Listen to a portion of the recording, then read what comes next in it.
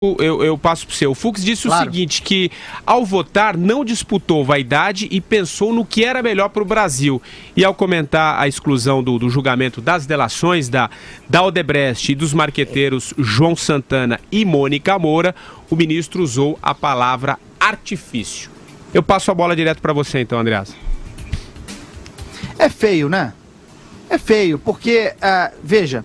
Havia, e eu mesmo falei aqui, que fui convencido pelo relator Herman Benjamin de que as provas, no caso, as provas da Odebrecht, as delações da Odebrecht, deveriam constar da ação, porque havia referência a elas no pedido inicial, na inicial do PSDB. Então, nesse momento, se ele quer fazer esse papel de defender a posição do relator e a sua própria, ele deveria fazê-lo com argumentos técnicos, não com patriotada. Não agir como um ombudsman, porque ele faz a mesma coisa, do outro lado. Não agir como um ombudsman dizendo que votou pensando no Brasil. Ele não é, porque tem uma coisa acontecendo nos ministros da Corte Superior no Brasil, do Supremo, com vários deles, que é, claro, com todo o protagonismo que há, se acharem homens públicos como um congressista, como um senador ou deputado, que devem fazer política e cujos votos, por exemplo, se dão num tribunal como aquele formado para o impeachment, que é um tribunal político. Nós sabemos que a Dilma Rousseff sofreu impeachment com a desculpa das pedaladas fiscais que existiram, mas por motivos políticos de outra natureza. A falta de base, de apoio no Congresso, a evidência de corrupção em seu governo, tudo que a Lava Jato apontava. Foi por isso que ela caiu. Isso serve para o impeachment no Congresso. Para o julgamento de um tribunal superior, esse discurso patriota do Fux, que poderia estar na boca de qualquer um daqueles deputados que a gente achou ridículo, pegando o microfone e gritando, pela orgulho do Brasil, eu digo sim. É a mesma coisa que ele está fazendo e é extremamente ridículo, tão baixo quanto o discurso do Gilmar Mendes. Faz a mesma coisa que o Gilmar para você, né? Não acho, porque ele faz em resposta, né? Ele tá ali, embora não tenha sido citado nominalmente pelo Gilmar, entre os que ele diz que se curvaram à pressão política, a pressão da população, ou o que quer que seja. E aí ele vai nessa resposta e o que ele diz é que se descartaram provas lícitas. E isso é uma discussão técnica, discussão essa que ele fez lá no plenário do TSE.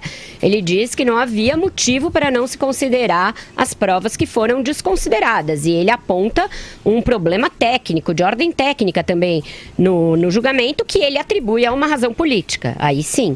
Então ele está dando uma resposta ao que o Gilmar Mendes fez, que foi expor todos os integrantes da corte que ele preside, todos aqueles que não concordam com ele.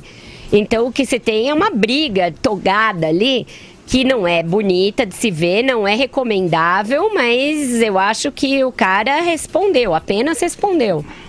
Rapidamente você, Madu, para a gente depois ir para o nosso intervalo. Vai lá. Complementando o que a Vera disse, observou muito bem. O que a gente consegue observar dessa história toda é que no próprio Supremo Tribunal Federal começa a ficar cada vez mais clara uma polarização, basicamente entre, digamos, os juristas, vamos chamar assim, civilistas, né, contra os jacobinos, né, que eu chamaria que seria o Gilmar Mendes, o Toffoli e o Lewandowski, né, que estão, de certa forma, querendo dar uma carteirada no que está acontecendo no Brasil, basicamente na Lava Jato. Por outro lado, você tem no Supremo o ministro Barroso, com certeza, né, a ministra Carmen Lúcia, o ministro Luiz Fux, com posições bastante diferentes. Né? Não posso falar a mesma coisa do Marco Aurélio Mello, mas enfim... Mas cada vez mais essa luta geral que ocorre no Brasil, quer dizer, não é só o executivo contra o judiciário, mas tem uma luta intestina dentro do judiciário, né, que vai complicar muito o quadro geral do país. E isso vai se agravar daqui para diante. Madu, não dá, ter certeza. Madu, não dá para falar isso, assim, me desculpe, como você falou, de nenhum dos ministros do Supremo. Essa sua posição em defesa, que uns são assim, outros são assados, não dá para botar a mão no fogo por nenhum desses caras. Todos eles têm laços, todos eles têm algum nível de interesse. É complicado. Não, você falou, não, porque o Luiz Fux, oposição civilista, o Barroso, oposição civilista, tudo isso é muito difícil de sustentar. dá, né?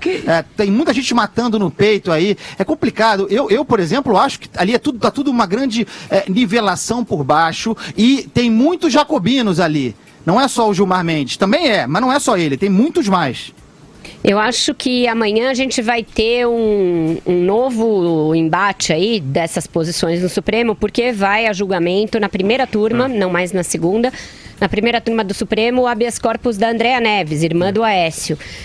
O relator é o Marco Aurélio Melo e com isso o caso mudou de turma. E essa turma tem sido mais dura em negar os habeas corpus. Então vamos ver como vão proceder nesse caso. Legal, gente, vamos à nossa primeira... Oi, Madu. Rapidinho então, Madu, que a gente tá um pouquinho... Só rápido, claro. Bem rápido, que depois do habeas corpus, o Gilmar Mendes vai criar uma nova jurisprudência que é o habeas rabus, que é para aqueles que têm rabo preso com a justiça, vai ser uma nova figura jurídica. Depois do habeas corpus, o habeas rabus. Quem tá nos assistindo... Faça bom uso dele quem quiser. O Andreasa tá que não se aguenta lá no Rio.